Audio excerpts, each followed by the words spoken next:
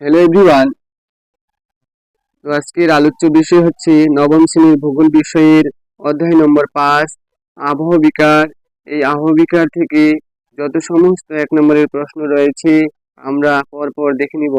এটা শুধু নবম শ্রেণীর জন্য বললে ভুল হবে। ভারতবর্ষে যত ছোট বড় চাকরির পরীক্ষা কম্পারেটিভ হিসাবে হয়ে থাকে সমস্ত পরীক্ষায় এই প্রশ্নগুলি এসে থাকে।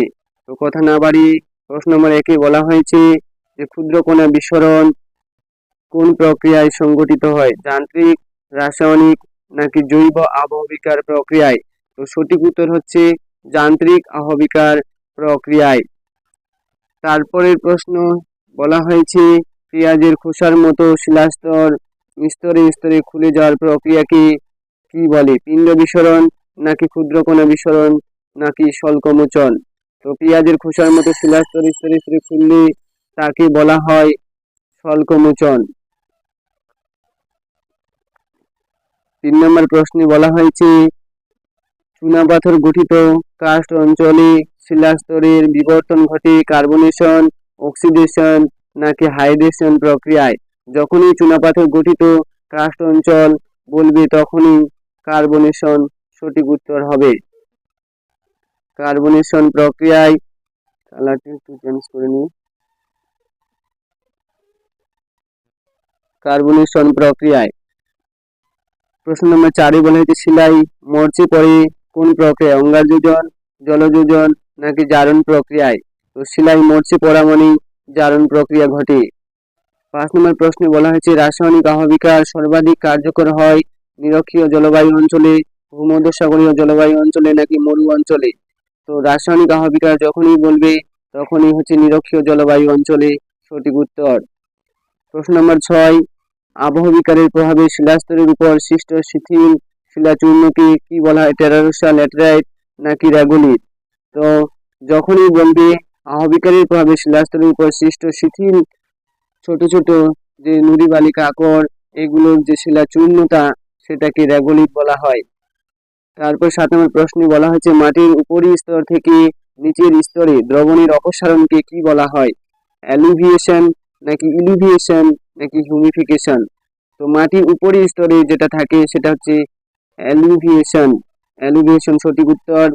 মনে রাখবেন এ বি সি এই 3 স্তরের মধ্যে এ ও বি কে একত্রে সোলাম বলা হয়, যেটি WBCS পরীক্ষায় বারবার এসে থাকে।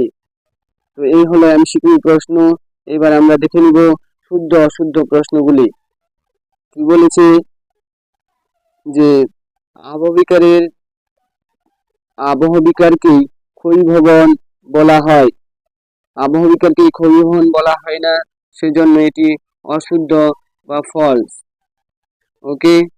তারপর 2 নম্বর প্রশ্নে বলা হয়েছে আবহবিকার ঘটলেই পদার্থের অপসারণ ঘটবে, কখনোই নয়, তাহলে এটিও মিথ্যা, ফলস। দেখুন পাশে অশুদ্ধ লেখা আছে, বুঝতেই পারছেন উত্তরগুলো এই পাশে করা আছে, তো দেখে নেবেন।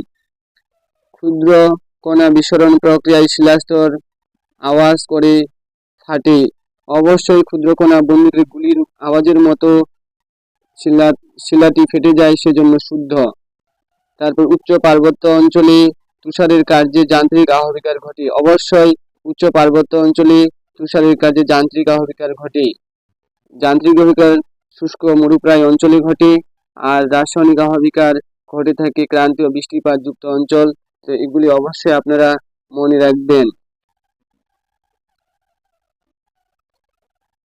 এর 5 নম্বর প্রশ্নে বলা হয়েছে মরুভূমি অঞ্চলে জৈব আবহবিকার অত্যন্ত শক্তিশালী, কখনোই নয়, দুর্বল প্রকৃতির হয়ে থাকে, সেজন্য এটি অশুদ্ধ, তাহলে ফলস। তারপর 6 নম্বর প্রশ্নে বলা হয়েছে যান্ত্রিক আবহবিকারের শিলা খনিজের মৌল পরিবর্তন ঘটে, কখনো নয়, তাহলে এটাও ফলস, মিথ্যা। মনে রাখবেন যে এই প্রশ্নগুলি খুবই গুরুত্বপূর্ণ বিভিন্ন চাকরির পরীক্ষায় এবং নবম শ্রেণীর যে সেকেন্ড ইউনিট টেস্ট পরীক্ষা এবং ফাইনাল পরীক্ষা হবে সেক্ষেত্রে এই প্রশ্নগুলি অবশ্যই তোমরা কমন পেয়ে যাবে। তারপর শূন্যস্থান রূপ দিয়েছে, দেখুন এবার 1 নম্বর প্রশ্ন বলছে জল জমে বরফে পরিণত হলে আয়তনে কত শতাংশ বৃদ্ধি পায় বা ঘটে? তো 9 থেকে 10% প্রায়, তো সঠিক উত্তর 9%, মনে রাখবেন। 2 নম্বর প্রশ্ন কণিকরণ একটি ড্যাশ আবহবিকার প্রক্রিয়া, কলিকরণ অর্থাৎ কেলাস গঠন, এগুলোর মধ্য দিয়ে এখানে বোঝানো হয়েছে যান্ত্রিক প্রক্রিয়াকে। তো যান্ত্রিক বা ফিজিক্যাল ওয়েদারিং মনে রাখবেন। তারপর ড্যাশ আহবিকার প্রক্রিয়ার মাধ্যমে অ্যানহাইড্রাইট জিপসামে পরিণত হয়, তাহলে কোন প্রক্রিয়াটির কথা এখানে বলা হচ্ছে? মনে রাখবেন, তাহলে হাইড্রেশন প্রক্রিয়ার কথা বলা হচ্ছে। হাইড্রেশন আবহবিকার প্রক্রিয়ার মাধ্যমে অ্যানহাইড্রাইট জিপসামে অবশ্যই পরিণত হয়, তাহলে সঠিক উত্তর হচ্ছে হাইড্রেশন। তারপর 4 নম্বর প্রশ্ন বলা হয়েছে মৌসুমী জলবায়ু অঞ্চলে ড্যাশ আহবিকা সর্বাধিক কার্যকরী হয়। তাহলে মৌসুমী জলবায়ু আমরা জানি যে রাসায়নিক আহবিকার ক্রান্তীয় বৃষ্টিপাতযুক্ত অঞ্চলে ঘটে। তো সঠিক উত্তর হচ্ছে রাসায়নিক আহবিকার বা কেমিক্যাল ওয়েদারিং। তারপর 5 নম্বর প্রশ্নে বলা হয়েছে ড্যাশ প্রক্রিয়ায় জীবকুল হিউমাসে পরিণত হয়। তাহলে হিউমিফিকেশন প্রক্রিয়ায় জীবকুল হিউমাসে পরিণত হয়। তো পাশে উত্তরগুলো লেখা আছে। অবশ্যই ক্লাসটি ভালো লাগলে বন্ধুদের মাঝে বেশি বেশি করে শেয়ার করবে এবং ফারুক স্টাডি চ্যানেলটিকে সাবস্ক্রাইব ও লাইক কমেন্ট দিয়ে আপনার উপস্থিতি জানাবেন।